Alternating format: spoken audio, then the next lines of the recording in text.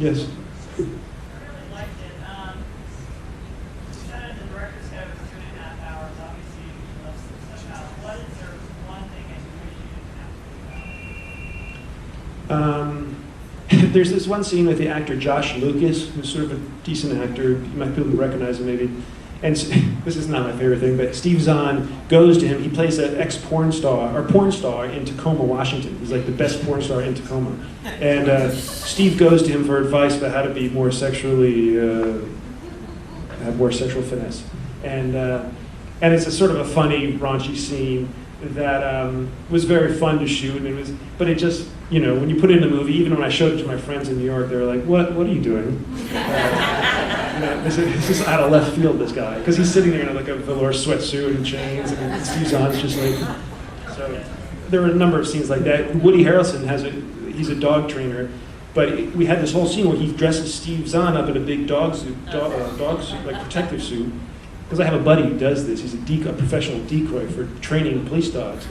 So that's what Woody was doing. So Woody had the dogs attack Steve, and it became very sort of comical. But again, sort of, why would she be with such a jerk if Woody's making Steve Zahn do this? So those kinds of issues. Where'd you find Al?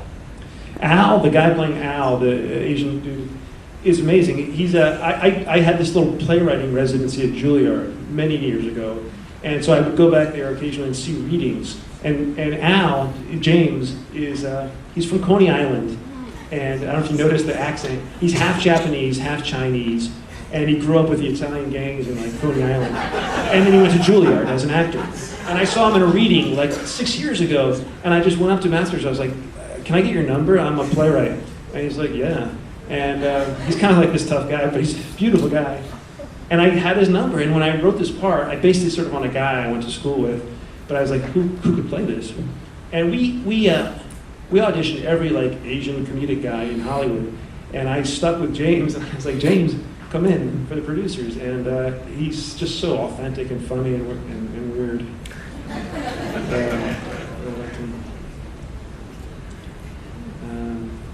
Anyone else? All the way in the back. Do you guys like the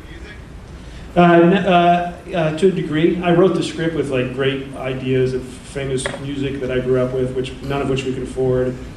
We ended up, scoring a lot more of those moments than I thought we would. I thought there'd be more music, and in my editor's cut, you do temporary music, so I was full of the Clash and all this kind of stuff. And but they cost money. I found out. Even the "Feel Like Making Love" was originally a Neil Young song. He wouldn't let us do it, and "Feel Like Making Love" we had to we had to get we did pay money for that, but then we had a Kid Rock version of "Feel Like Making Love" for the parachute scene, which was out of control. Kid Rock is crazy, he's insane, and like the music supervisors were calling him down in the Bahamas, begging him to go 30,000 instead of 60, and he wouldn't do it, so we had some cover band do that song. So the music was a hassle, but we ultimately did pick it. Sort of this one song that recurs twice is the New Pornographers. They're Vancouver. And that one song, I was like, well, that's a song that feels like this movie, even though everyone wanted to. Yeah, We Thought We Lost You. It's a lovely song. Yeah, they're now Brooklyn-based, but they're from Canada. The New Pornographers, and that song is really nice. And it was such a, not to belabor this, but it was such an issue of, do you have funny, wacky music, or do you have thoughtful music at times? And it was hard to figure out the tone musically as well. So to answer that question. Yes. Yeah. You made a comment earlier about, I love this is so exciting to be a part of this, but we don't see movies like this. It's really difficult to make comment about mainstream Hollywood, that you have to be middle of the road to get anything. Do you feel that, or do you feel the pressure to do that? Yeah, there is a little bit. I mean, and it's the same in play and theater, to be honest. I've written a lot of a lot of political stuff, and the ones that get made are these, and I'm very proud of this movie, but it is very hard to get. It's amazing when these filmmakers, like a Paul Thomas Anderson, sticks with his vision, and it pays off, and he's able to make Boogie Nights and There Will Be Blood and all. But those were rare, I find, and the indie world is a lot less vital or available to people than it used to be. So it is tricky to get the stuff made you want to get made. Yeah, it's frustrating.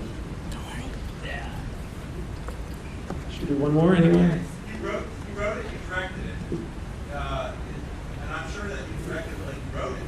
Did we see it like you wrote it? That's what I was gonna ask. Gosh, I mean, I should just say yes. Yeah. We're all friends here. Yes, we are all friends. I think I surprised myself in terms that it got a little more dramatic than I thought. I wrote it to sort of be wacky. My first draft, I had like Jennifer Aniston's character. At the end, she parachutes to reciprocate her love. She's already had the baby, and her parachute doesn't open, and she dies. And then Steve Zahn raises the baby. So I didn't even get that to my agent. My agent was like, no. So you do give in, and that was the first of many little compromises. So I'm very proud, and when I saw that Steve Zahn and Fred Ward and Jennifer were giving these performances that I felt I was moved by, and I was laughing a lot at the other ones, I felt like, I'm just gonna. These are human beings, these characters, and I'm gonna ride with them. So it wasn't exactly as I wrote it, and I guess the trick as I learn along the way is to give in a little bit, let the story dictate itself to you, let the movie dictate itself. So it's that balance of, I wish I could keep control of the tone sometimes, and I want the tone to surprise me. So yes, I will say for the most part, I'm very proud of what I did.